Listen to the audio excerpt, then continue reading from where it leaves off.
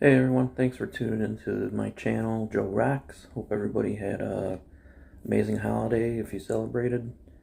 Hope your Christmas or whatever holiday you celebrate was awesome. Um, this time of year, everybody's doing their top albums of the year lists, so I thought I would throw my 2 cents in there. Um, I've got a pretty wide spectrum of music from just straight rock, classic rock, to a little bit of alternative, all the way up to death metal. Uh, this year I did listen to a little more death metal. I haven't been the hugest fan of death metal over the years, but there's some stuff I love.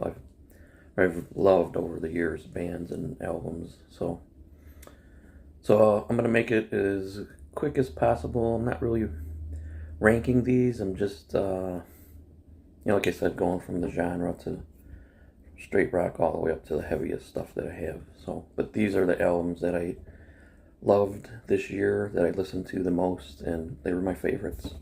So, I'm gonna kick it off with the Rolling Stones, Hackney Diamonds.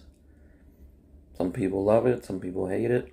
Um, for me, I loved it. Ever since I heard the first single, Angry, it really grabbed me, and I couldn't wait for the album to come out, and I loved it. So, guest spots on here from Lady Gaga and Elton John, Stevie Wonder. Bill Wyman makes an appearance, I think, on 2 songs. And of course, the late, great Charlie Watts, also on a couple of tracks on here. So, yes, I know they're old, uh, but still a solid album, and it's not like they put out albums every couple years anymore. They haven't done that for decades. So I was a fan of a Bigger Bang. Not a huge fan, but when I think this is better. This is one of their best releases in a while. So at least in my opinion. So, and you don't know how much longer they're gonna go. This could be their very last one. And it probably is for all we know. But Rolling Stones, Hackney Diamonds. Next up, Greta Van Fleet, Starcatcher. I've loved everything these guys have put out. They got 3 studio albums, I think 2 EPs, and all great in my opinion. Yes, I get the controversy about the Led Zeppelin sounding style. To me they just have a '70s classic rock style, which you don't get from a lot of bands nowadays. Obviously, since it's not the '70s anymore, but still with that flavor. Um, yes, the Led Zeppelin influence is there, but a '70s classic rock sound, is the Stones too, or Humble Pie, early Bad Company. So I think these guys have a bright future. They're proving it. They got a pretty big following, and I see them going far. So, and for myself, they haven't put out anything bad. So some epic songs on here too, especially towards the end of the album. So Greta Van Fleet, Starcatcher. Another classic rock band, Jethro Tull. This has always been Ian Anderson's baby, and he takes it in the direction he wants. Rock rock flute. The Zelagene one before this, I was a little skeptical of picking this up because thought Zelagene was good, but not great. And this to me is a step up. A lot of solid stuff on here. And with Jethro Tull, the same. You don't know how much longer they're going to go. This is a very good release, and you know what? Get the good releases while you can, because these guys are up there now, and there's no telling much longer they're going to go. So, Jethro Tull rock flute, really good. Next up, Smashing Pumpkins, Autumn, rock opera in 3 acts. The first set of songs was released at the end of last year, I think in November or December. I did listen to it then when it was streaming, and I really enjoyed it. The other two were released earlier in 2023, January, and I may want to say March. Maybe it was a little bit later, but then they put this out in May, the 3 disc set, the physical copy. So very good. A step up from CYR or Sear, however you say it. I'm not sure, but Billy Corgan's another artist too that this is his baby, takes it the direction he wants, and for a lot of people it pays off, especially for a lot of fans. And I'm sure some people don't listen to them except for their early stuff, like Melancholy or Gish or Siamese Dream, and I've been a fan since those albums. Have I loved every single album? No, but this one is really good. Some really cool guitar-driven tracks on here that make this album really solid. So, with James Iha back in the band now, he's been back for about 5 years. Jimmy Chamberlain's still behind the kit. So, Smashing Pumpkins, Autumn. Foo Fighters, but here we are. I don't think there was ever a question they weren't going to continue. I'm sure after losing Taylor Hawkins, that's what he would have wanted for the band, and obviously it's Dave Grohl's band, but him and Taylor were pretty tight, and this was probably a coping mechanism, helping them deal with the loss and the tragedy of losing Taylor Hawkins, which is why there's some emotional stuff on here, but really good nonetheless. So Foo Fighters for me have never put out a bad album. There might be one that I'm not super fond of, but the rest of them I've loved, and I've been a fan, since day one. So, but here we are, Foo Fighters, really good also. Another classic rock band, Uriah Heep, Chaos in Color. This was the first one I picked up this year after I had streamed a couple of tracks that came out, singles, and I thought, wow, I was never into Uriah Heep in the 80s. I heard of them.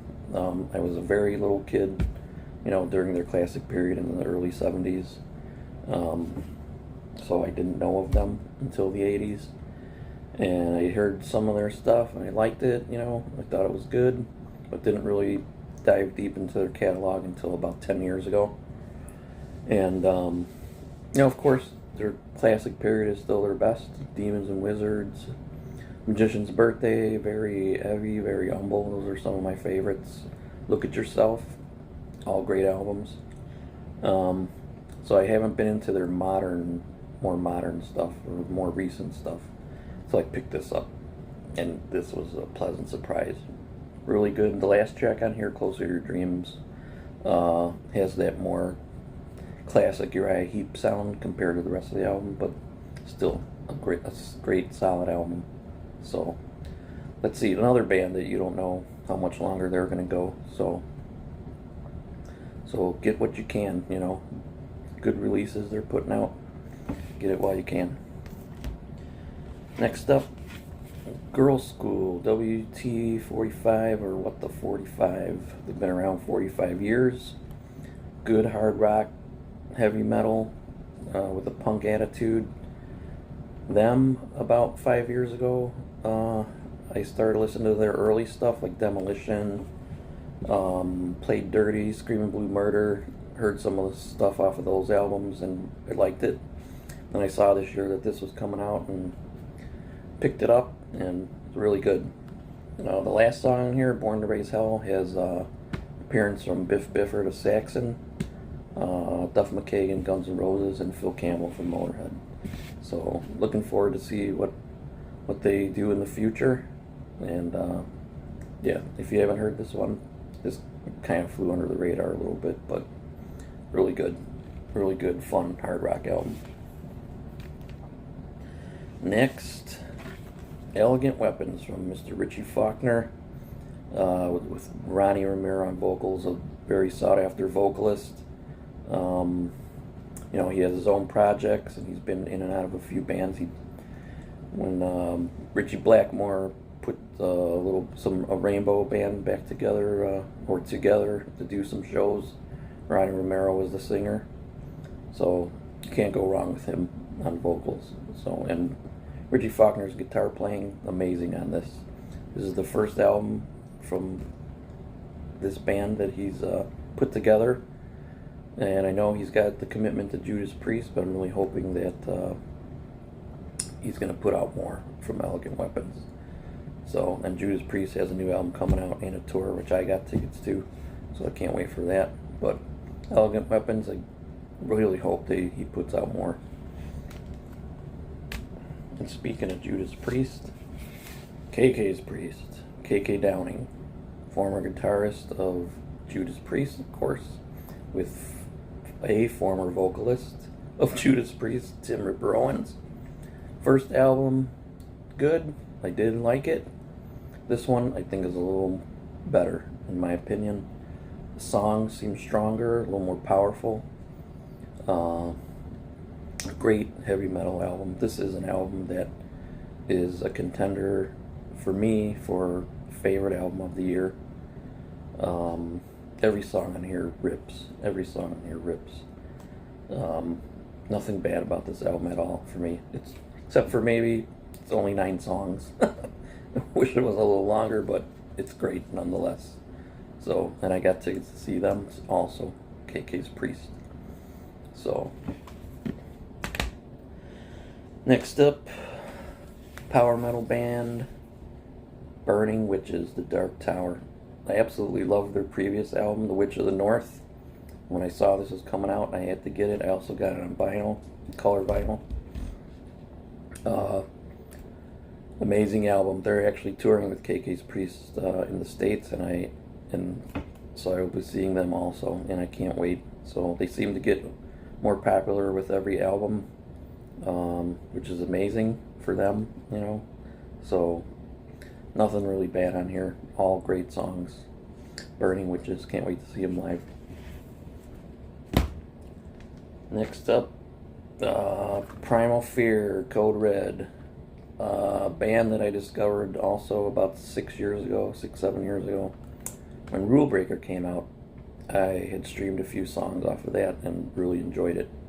But then I haven't listened to them since then until I saw this was coming out. And I said, I gotta get that, take a chance, and it paid off. This is a contender also for favorite album of the year. So this really blew me away. Every song in here just smokes.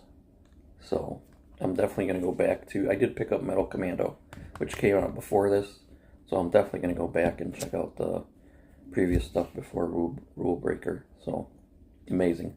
Primal Fear, Code Red. This band I just found out about too, also another one a few years ago. Catatonia, Sky Void of Stars. Really good, amazing. I have checked out a few of their previous albums. I did have a chance to, and they started out as a death metal band, and moved into more in the mid '90s, and then moved into more, I guess, kind of prog, gothic, more melodic metal. But man, this was really good. From the opening track, Austerity, just really grabs you, and doesn't let go until the end, the very last song. So I'm definitely going to check out more of their stuff as well. So Catatonia, Sky Void of Stars. Alright, next up, Metal Church, Congregation of Annihilation, another band that lost a key member, Mike Howe, vocalist, sadly, 2-3 years ago. And they got this new guy, Mark Lopez. Hope I didn't say his name wrong. And yeah, he's a strong vocalist. Kurt Vanderhoof is continuing with the band, and it paid off on this release this year. So I can't wait to hear more. There's rumor that they're going back into the studio next year. So maybe we'll get something at the end of the year or early in 2025. Yeah, we could see what more the new vocalist can do. So, because he really shines on this. So Metal Church, Congregation of Annihilation. Alright, next up, Metallica, my favorite band of all, heavy metal band of all time. 72 seasons. Yes, I get the album is too long. Some of the songs could be cut down a little bit. Yes, I get the thing about the packaging on this, but to me that's kind of minuscule because what counts is on the CD, and yes, this gets hate just as much as it gets love. So, and yes, their classic period in the 80s is their best period. You know, there's no denying that. But I still think this is a solid record. I personally like Death Magnetic. I think as far as their more recent stuff, it's their best one. I thought Hardwired was good, though I think this is a little better. I certainly am enjoying this a little more than I did Hardwired, though I still like Hardwired. So, they're not a thrash band anymore. They helped start the genre. They haven't been a thrash band really since, Justice. And even then they were a little more progressive, So, but, so you're just not going to get the old stuff anymore, but you still will get heavy. They still sound heavy. So, Metallica, 72 seasons. Prong, State of Emergency. I haven't really been into them since The Cleansing in 95, I think. So I was a big fan of their early 90s stuff, Beg to Differ, and like I said, The Cleansing. But this is really solid. This was a pleasant surprise.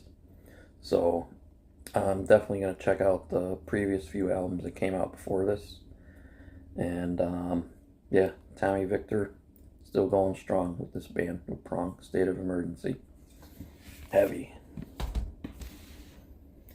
Next up, if you want thrash, go to Overkill, Scorched. You know what you're going to get with Overkill. Alright? I was a huge fan of their 80s stuff. I latched onto them around the time like Years of Decay came out, and fell in love with them, and kind of jumped off the bandwagon somewhat after WFO came out. So I'm not super familiar with that era in between until they made not the Grinding Wheel, but I can't remember the one that came out. I think it was before Electric Age. The title slips my mind, but ever since then they've been putting out solid albums. So this is no exception. Maybe a little bit more of a kind of straight heavy metal influence on a few songs here, but still thrash. You want thrash? That's what you're going to get from Overkill. So, Scorched. Amazing. Next up, Sadus, The Shadow Inside. A good comeback, because these guys haven't put out anything since 2006. This is the band that Steve DiGiorgio of Testament was in, one that he helped found in the late 80s. And a really good comeback, I wasn't disappointed by this at all. So, Sadus, The Shadow Inside, really heavy thrash, very cool vocals. So, this band I just discovered this past year, from Spain, thrash band Angelus Apatrida, their album Aftermath. Awesome. This is also something that is a contender for my favorite album of the year. Just like I said, thrash with a little bit of mix of power metal on a few songs. You also get a guest appearance from Jamie Jasta on a song, and Todd Torrey of Queensryche on the last song. Such an epic end to the album too. The song Vultures and Butterflies. So, but yeah, I got their previous album before this, which was self-titled, after I heard this. And I don't know how many times I've listened to this, but it is amazing. Angelus Apatrida from Spain, Aftermath. And Angelus Apatrida in English means rebel angels or fallen angels. All right, Nervosa Jailbreak, just a heavy, heavy thrash album with elements of death metal, which they've had previously. This band went through two major lineup changes that probably would have broken almost any other band. But founding guitarist Preeka Amaral put together something really solid for this. A hell of a drummer Michaela Nadyanova, really good. Adding a second guitarist, Helena Kotina, has paid off for this because it's always been just one guitarist prior to this. Bassist Hellpire, she came in late for this, so I believe she's only on one track on here, but she's of course touring with them. So I definitely hope they come to the States next year because I definitely want to see them. Just a solid thrash album with of course, death metal undertones, which they've always had. And a little bit of straight heavy metal on here too, which I think Helena Kotina brings to this. So Nervosa Jailbreak, a contender for my top favorite album of the year. Next, Memoriam Rise to Power, a mix of death and doom, really doomy. This is Carl Willett's band from Bolt Thrower, who I was a fan of in the 90s. So I actually found out not too long ago, a few months ago, that this came out. I think this came out in May, but and I love it, and I picked up another copy of one of their previous albums too, because I think they only have 5 on Amazon, so I should be getting it soon. And this was really good, really good. You love doom and death kind of mixed together. This is for you. And Carl Willits still sounds good. Memoriam, Rise to Power. All right, next up, Brazilian death metal band Crypta Shades of Sorrow. Amazing. This is amazing. 2 of the members were from Nervosa. This was one of the breakups of that band, one of the lineup changes from that band. Fernanda Lira, bassist and vocalist. Luana de Metal, hell of a drummer. But yeah, this really good. From the opening track, Dark Clouds, just really pummels you. I mean, really pummels you. And after that, you're just a slave to the sound. So heavy, just really heavy. So I really dig this album quite a bit. Now, the previous one, Echoes of the Soul, was good, but I think this is a strong second effort, and this is going to pave the way for them going forward. So they got a bright future also. Crypta. Alright, and then this is the last one. Cannibal Corpse. Just like Overkill with thrash, you know what you're going to get, but with Cannibal Corpse with death metal, you definitely know what you're going to get. Just pummeling, brutal, heavy guitar riffs, technical guitar. Paul Merkowitz, or I always say his name wrong. He's an awesome drummer. That guy is one of my favorite drummers in metal. So